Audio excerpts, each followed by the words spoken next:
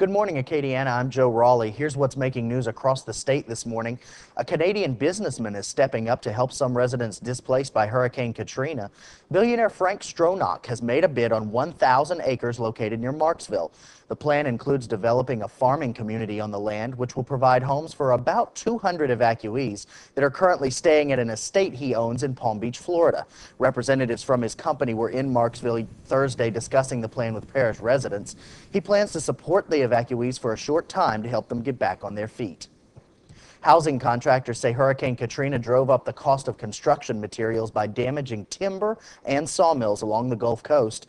But the industry says prices should stabilize, and in the long term, rebuilding will have a minimal effect on construction costs in the rest of the country. In fact, the National Association of Home Builders says the ripple effect from Katrina will be a small one. One reason is that rebuilding could take years and will probably be spread over a wide geographic area, since many residents displaced by the storm are not planning to return home. Now here's Chief Meteorologist Curtis Atkinson with a look at our weekend forecast.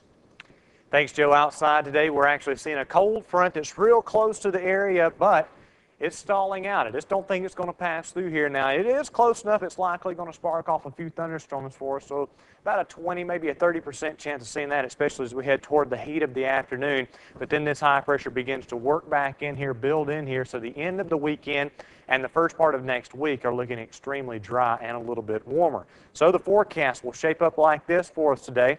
We'll be looking at a partly cloudy sky, a little bit humid outside, about a 20% chance of showers, west winds at 5 to 10.